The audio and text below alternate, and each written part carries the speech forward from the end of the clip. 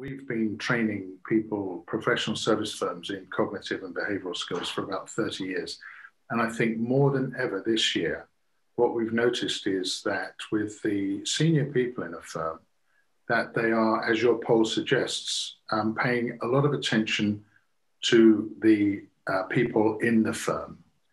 But what we have noticed is that that's come at a cost of perhaps not paying enough attention to themselves.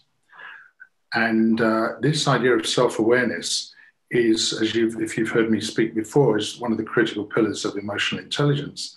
But it's also one thing that underpins resilience. And I'll talk a little bit about resilience this morning.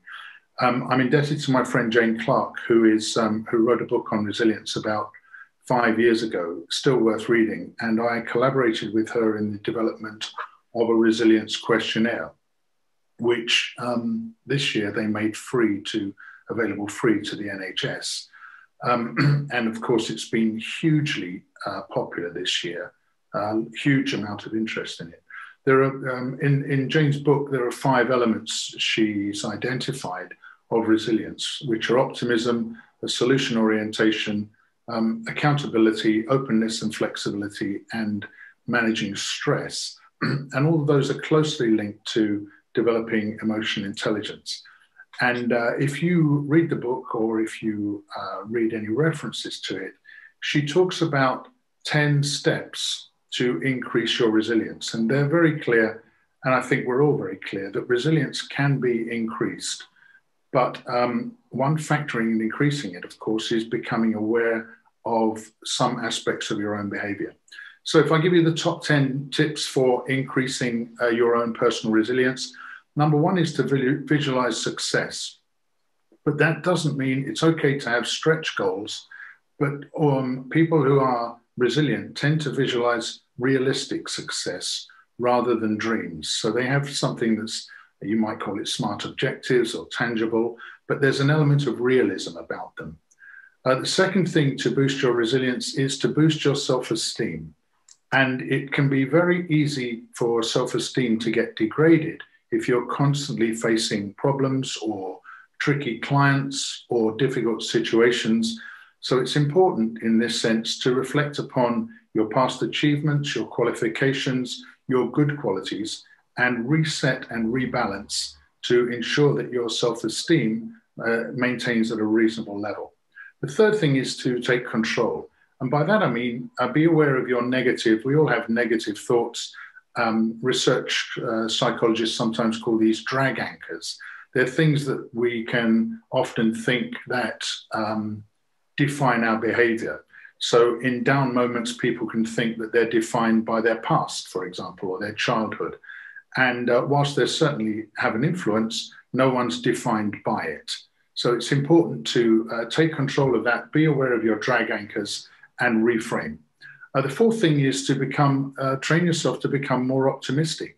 Even if you're a half full person, or half empty, I'm never quite sure which means which for that phrase. But even if you tend to look on the dark side, the Monty Python approach of looking on the bright side does work. There is always a shadow zone, of course, but if there's always a shadow zone, by definition, there's always a bright zone, a bright side. And so it is important to try to train yourself to become more optimistic. Managing stress is point number 5. That's really important for senior people. Self-awareness. Now, there are 2 ways to manage stress broadly. One is distraction, which means to involve yourself in extraneous activities, mindfulness, for example, music, walking, exercise. So distraction from stress. And the other heading under that is resolution, which is if something's bothering you, take action. Stuff that's left to fester doesn't get better on its own. So people who are resilient tend to manage stress by taking action. The phrase that I've often heard used, and I'm sure you have, is that if you eat a frog before breakfast, everything else tastes better for the rest of the day. The idea there being that deal with the difficult stuff early on. Improve your decision-making. And you can improve your decision-making by firstly identifying if you're an intuitive decision-maker, then investigate the rational side. And if you're a rational decision maker, sometimes trust your gut a little bit more. So two aspects to decision making, knowing which one you prefer and then trying to cultivate the other side is one way to improve your resilience. Number 7 is one of probably the most difficult for senior people in professional service firms, and that is to ask for help. Because almost by definition, reaching a senior position means that you don't ask for help. So what we notice in resilient people and what the studies show in resilient people is that they're not afraid to ask for help. It doesn't disclose a weakness, but it does communicate a sense of vulnerability, which actually is a classic part of strong leadership. Number 8 is to deal with conflict. And I've seen this in a couple of occasions recently with some senior people that I'm coaching in a couple of law firms, where there have been situations which could have been addressed over the last 3 years, and they've been ignored. You've maybe heard me say before that cultures are defined by the behaviors that are tolerated. And in this unfortunate situation, they tolerated some behavior initially, which didn't seem too toxic, but has now got to a really difficult toxic situation, which has to be resolved. And if they'd have resolved it 3 years ago, we wouldn't be in this situation now. Tech number 9 is to learn. And keep what we notice with resilient people is they keep learning. They're very good at reflecting on their experience. And as Aldous Huxley said, experience is not what happens to you, it's what you do with what happens to you. And if you're going to do something with what happens to you, you need to reflect upon it. And number 10 is to be yourself.